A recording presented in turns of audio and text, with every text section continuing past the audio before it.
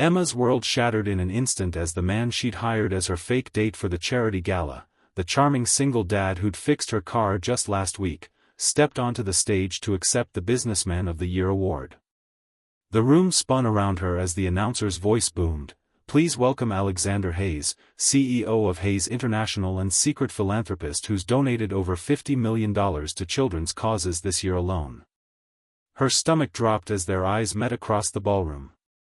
The mechanic she'd been falling for over the past week wasn't just any single dad, he was Alexander Hayes, the billionaire whose company was currently trying to buy out her struggling family business.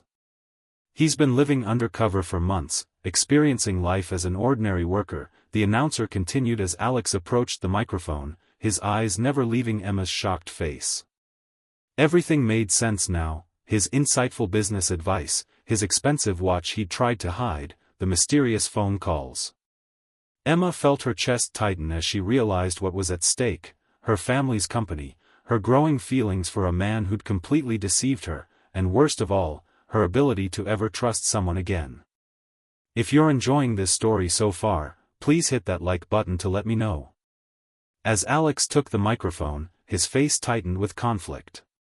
Thank you for this honor, but I need to address someone important in the audience tonight.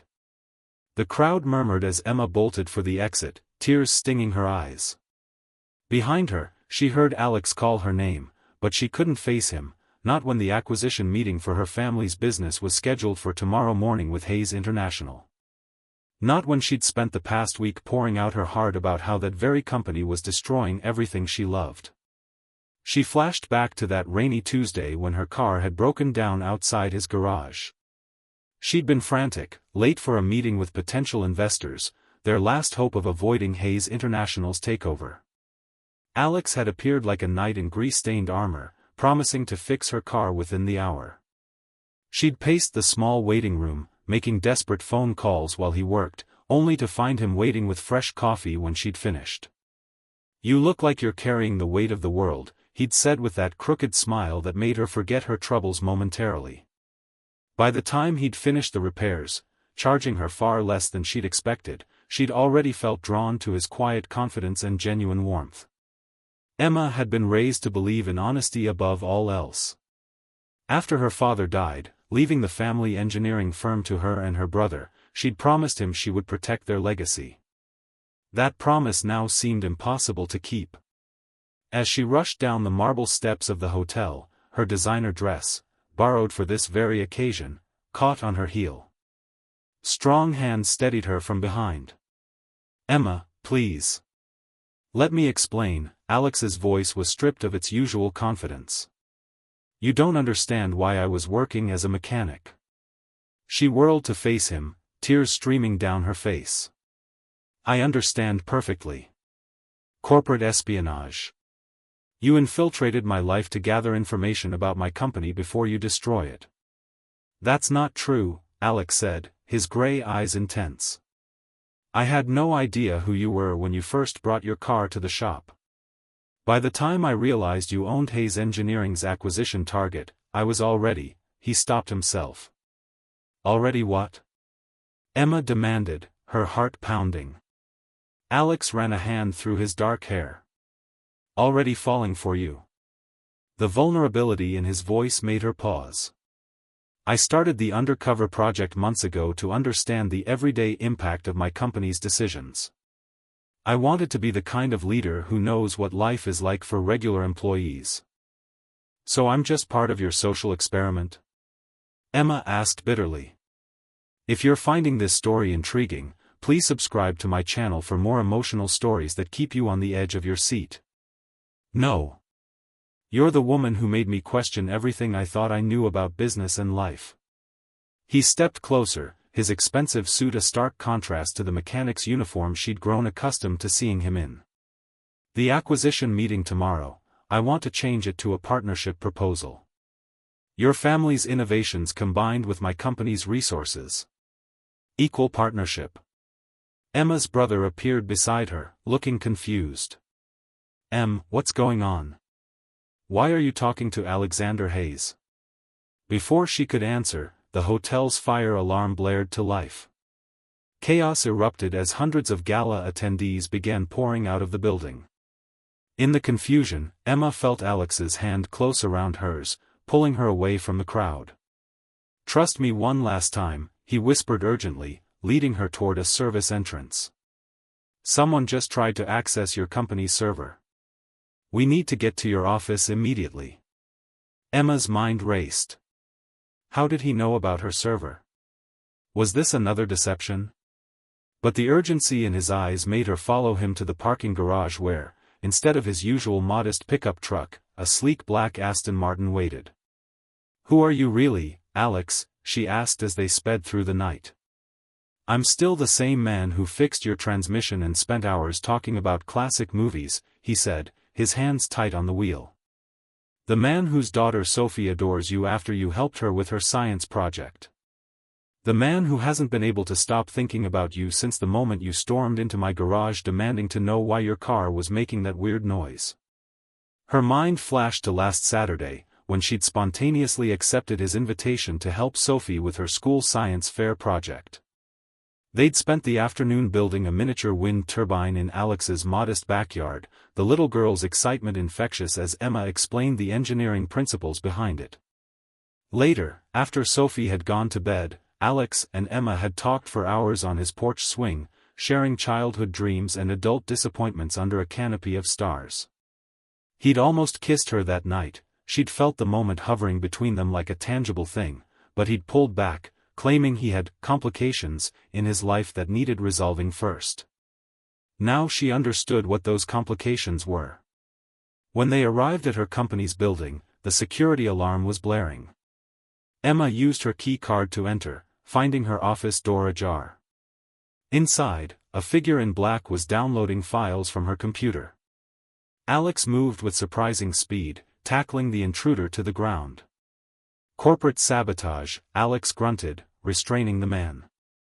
"Call security." After the intruder was taken away by security, Emma confronted Alex in her disheveled office. "Did you orchestrate this to gain my trust?" Pain flashed across his face. "I would never." "Emma, I've been tracking industrial espionage in the engineering sector for months. That's actually how your company first came to my attention, unusual digital probes that suggested someone was targeting your patents." Emma's eyes widened as pieces fell into place. "The mysterious system crashes we've been having weren't accidents," Alex finished. "If this twist caught you by surprise, hit that like button and share this story with friends who love unexpected developments. Your competitors have been trying to steal your renewable energy storage design," Alex continued, pulling up data on her computer. "It could revolutionize clean energy implementation. That's why I became interested in your company, not to destroy it, but to protect and scale it. But the acquisition offer was the quickest way to secure your technology before someone else stole it," he explained, his eyes sincere. "I plan to give your team complete autonomy. But after meeting you, I realized a partnership would be better. You deserve to maintain control of your father's legacy." Back at her apartment that night, Emma paced restlessly. Alex had given her space, but promised to be at the meeting tomorrow with a full explanation and his partnership proposal. Her phone buzzed with a text from her best friend. "Saw the news about Hayes at the gala. Isn't that the hot single dad mechanic you've been talking about?" Emma hadn't told Alex how much she'd gushed about him to her friends, how she described the way his eyes crinkled when he laughed, how gentle he was with his 8-year-old daughter, or how she'd never connected with someone so quickly. Now she wondered if any of it had been real. She curled up on her couch, hugging a pillow to her chest as she remembered their first real conversation. He'd insisted on driving her to her meeting after fixing her car, claiming he didn't trust the transmission to hold up in the rain. During that 20-minute drive, she'd found herself confiding her fears about losing her father's company, while he'd shared stories about raising Sophie alone after his wife died from cancer 3 years ago. There had been an instant understanding between them, a recognition of shared struggles despite their seemingly different lives. Had all of that been calculated manipulation? Her heart refused to believe it, even as her mind screamed caution. The next morning, Emma arrived at Hayes International headquarters with her brother and their lawyer, her heart pounding as they were escorted to the top floor. When the elevator doors opened, she was stunned to see not the formal boardroom she expected, but a casual meeting space where Alex sat on the floor building a Lego structure with his daughter. Sophie spotted Emma and ran over excitedly. "Emma! Daddy said you might be working together and I could see you more often. Did you know he's super rich? He says it doesn't change anything, but now I might get that pony I wanted." Alex winced. "Sophie, remember our talk about what truly matters in life?" The little girl nodded solemnly. "That people are more important than things, and honesty is more important than money." Emma felt her resolve weakening as she watched their interaction. This was the Alex she had come to know, the dedicated father whose eyes lit up when he talked about his daughter. As the meeting began, Alex revealed the full story. 3 years ago, after my wife died, I realized I'd become disconnected from real life. I was making decisions that affected thousands of people without understanding their daily realities.